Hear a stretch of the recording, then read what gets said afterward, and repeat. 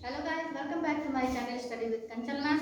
आज हम आपको पढ़ाएंगे डायरेक्ट इनडायरेक्ट स्पीच के अंदर एक्सक्लेमेटरी सेंटेंसेस के बारे में। आपको यदि यह वीडियो अच्छा लगे तो आप इसे लाइक, सब्सक्राइब और शेयर जरूर कीजिएगा। आइए हम बढ़ते हैं अपनी वीडियो की तरफ। इसमें हमारा सबसे पहला एक्सक्लेमेटरी सेंटेंस है।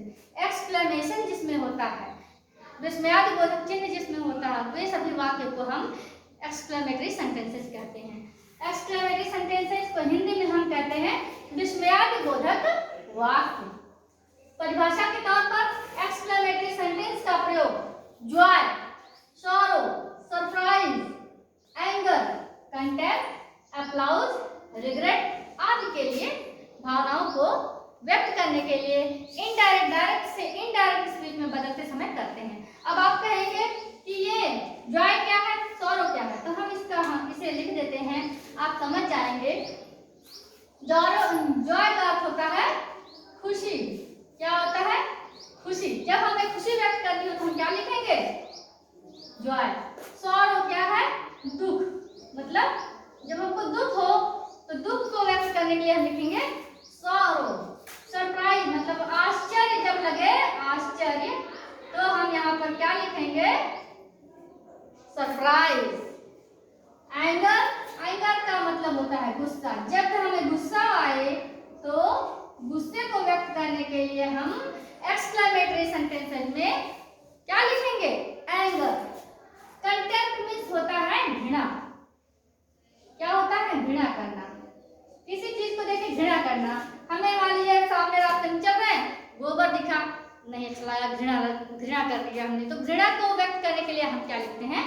कंटेम्प्ट। अप्लाउज, जब हम किसी की प्रशंसा करते हैं वैसे वाक्य को इस्तेमाल करें, जो ऐसा वाक्य प्रयोग करें जिसमें कि हम प्रशंसा कर रहे हैं, तो वहां पर हम कहेंगे अप्लाउज। दूसरा है रिग्रेट। रिग्रेट का अर्थ होता है अफसोस। जब हम पश्चाताप करते हैं, अफसोस करते हैं, ओह हमारे यहाँ गलत हो गया है ना, तो इसके लिए तो इन सभी आदि की भावना को व्यक्त करने के लिए डायरेक्ट से इनडायरेक्ट स्पीच में बदलने के समय हम इन सभी शब्दों का प्रयोग करते हैं। तो आइए देखते हैं कैसे प्रयोग करते हैं। रूल्स इनके क्या है उसको समझते हैं। तो रूल्स में हमारा है जो है आरवी हमने लिखा है। आरवी का मतलब हमने आपको पहले बता रखा है, क्या होता है? Reporting verb. आप पहले से वाकिफ हैं आरवी वाले शब्द से। जब भी हमारे रिपोर्टिंग वर्ब जो डायरेक्ट स्पीच में होते हैं उसके रिपोर्टिंग वर्ब में से आए, सेड आए या सेड आए, या फिर से, सेड और सेड आए, तो उसके सेंस के अनुसार हम एक्सक्लेम विद जॉय। कब? जब हमें खुशी आ रही है। एक्सक्लेम विद हमने लिखा सॉरो। कब? जब हमें दुख हो रहा है। फिर इसी तरह से आगे आप और लिख लीजिए।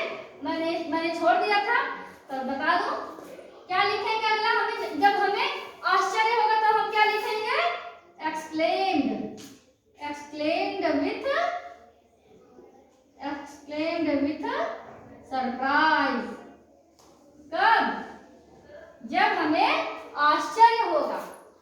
अच्छा, फिर उसके बाद एंगर, जब हमें गुस्सा लगेगा तो हम क्या लिखेंगे अपने डायरेक्ट स्पीच में? एक्सक्लेम्ड विथ क्या? एंगर। Exclaimed with anger. जब हमें गुस्से वाले कुछ ऐसे वाक्य डायरेक्ट स्पीच में मिले तो उनको इनडायरेक्ट स्पीच में बदलने के लिए हम लिखेंगे एक्सक्लेम्ड विथ एंगर।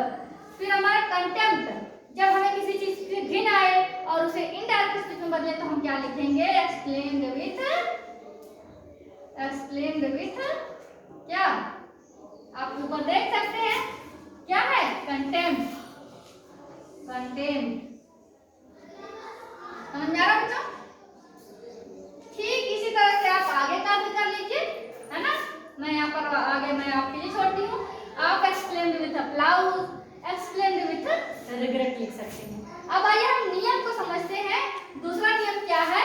जो इन्वर्टेड कॉमास आते हैं, जो डबल इन्वर्टेड कॉमा स्टार्ट और डबल इन्वर्टेड कॉमा क्लोज होता है डायरेक्ट स्पीच में, जब इनडायरेक्ट स्पीच में उस वाक्य को बदलेंगे तो इसको हटाकर क्या करेंगे? दैट का प्रयोग कर देते हैं। इसके बाद तीसरा है जब हम कहते हैं कि Reena said oh I have lost my purse. Reena ने कहा कि मैंने अपना पर्स खो दिया, मेरा पर्स खो गया। ओह, तो ये क्या हुआ उसको? दुख।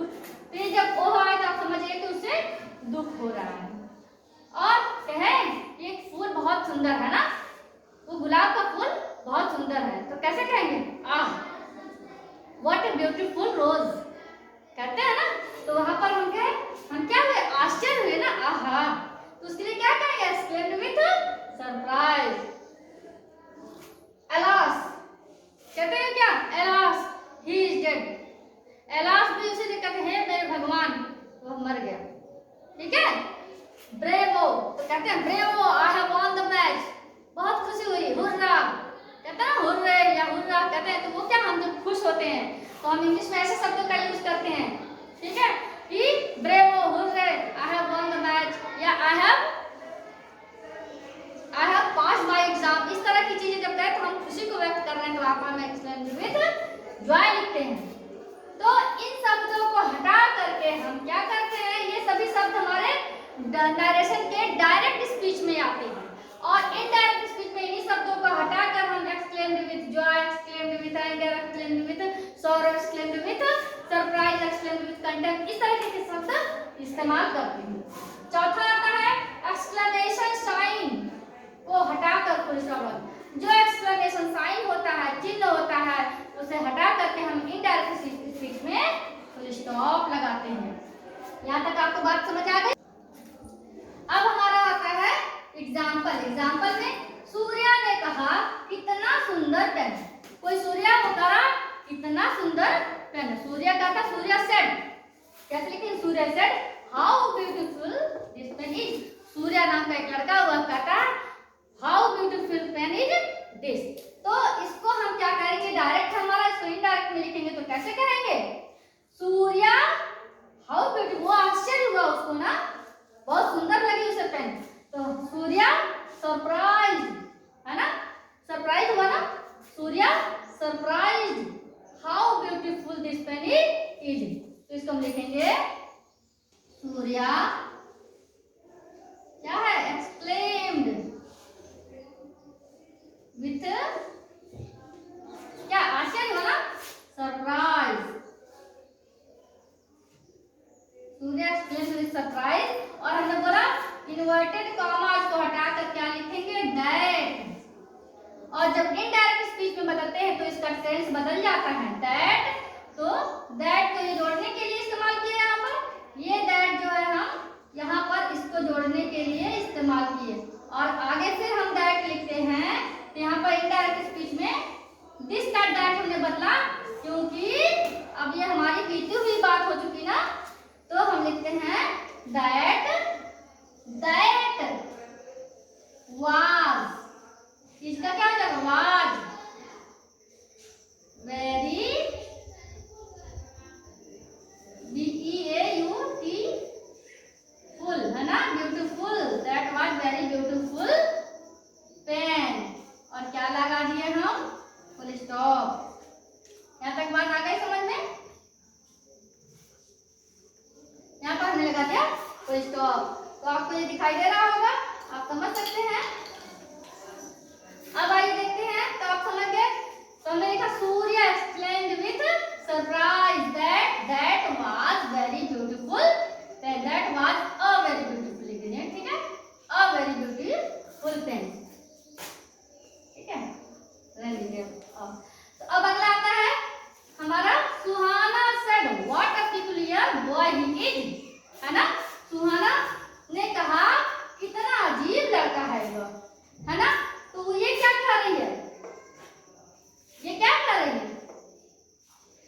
ये इनको अजीब लगा ना, ये क्या व्यक्त कर रही है? कंटेम्प्ट, है ना, कितना अजीब लड़का है वो। तो इसमें आपको क्या लग रहा है? सरप्राइज लग रहा है, एंगर लग रहा है, कंटेम्प्ट लग रहा है, क्लाउड लग रहा है, क्या लग रहा है? यहाँ पर how beautiful this pen is, बहुत सुंदर पेन है ना। यहाँ पर एक्सप्लेन विद जॉय भी आप लिख सकते थे, खुश है ना, how beautiful pen is this. तो यहाँ पर भी आप अगर आपको खुशी लग रही हो तो आप देखिए आप क्या कर दीजिए, सरप्राइज या जो भी लिख सकते, दोनों लिख सकते हैं। ठीक है, अब यहाँ देखिए सुहाना said what a peculiar boy he is. तो यहाँ क्या लिखेंगे हम? सुहाना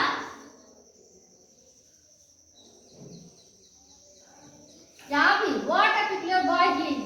इसको ये नहीं समझ में आ रहा है कि ये कितना अजीब लड़का है ना? तो सुहाना exclaimed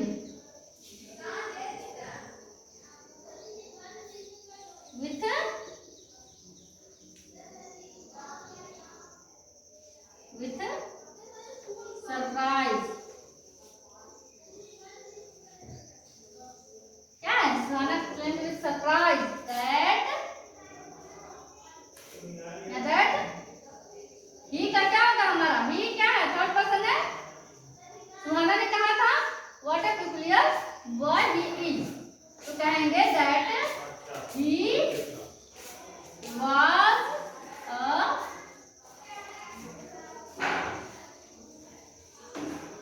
peculiar boy. ठीक है ना? दैट होगा इसका वर्ड होगा, हमने ये एक्सक्लेमेशन साइन हटा दिया, फुल स्टॉप लगा दिया। ये आप देख लीजिए, एक बार इसका स्क्रीनशॉट ले लीजिए, फिर मैं आपको नेक्स्ट बताऊं।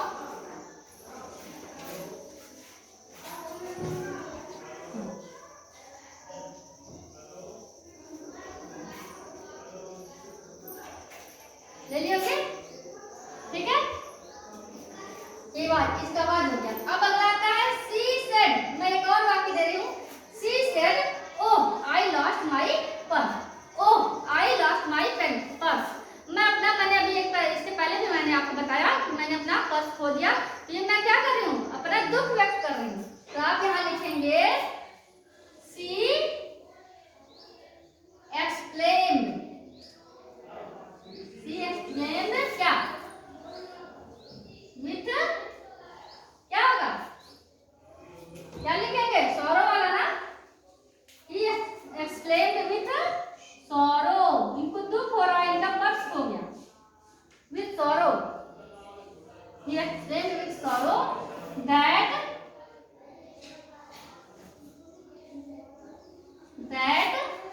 I जो हमारा फर्स्ट पर्सन का है तो सब्जेक्ट के अनुसार बदला जाएगा। ठीक है, that she और ये माई जो है हमारा जो है क्या है? ये भी फर्स्ट पर्सन का, ये भी इसी के अनुसार बदला जाएगा सी। और ये हमारा किस टेंस है? लास्ट पास्ट इंडेफिनिट टेंस का है, जो पास्ट परफेक्ट टेंस का बन जाएगा। तो इनडायरेक्ट स्पीच बदलते समय पास्ट परफेक्ट टेंस डालेंगे। She had lost her purse. यहाँ तक आपको बात समझ आ गई होगी। आपको नहीं समझ आया तो आप कमेंट बॉक्स में मुझसे पूछ सकते हैं। आप इसका स्क्रीनशॉट ले लीजिए। यदि अच्छा लगे तो मेरे चैनल को लाइक, सब्सक्राइब और शेयर जरूर करें। इसी तरह से मिलते जुलते आप वाक्यों को बनाएं और डायरेक्ट से इनडायरेक्ट स्पीच में बदलें। नहीं समझ आता तो फिर से आप मेरे वीडियो को वॉच कीजिए। और thank you for watching. Like, subscribe and share.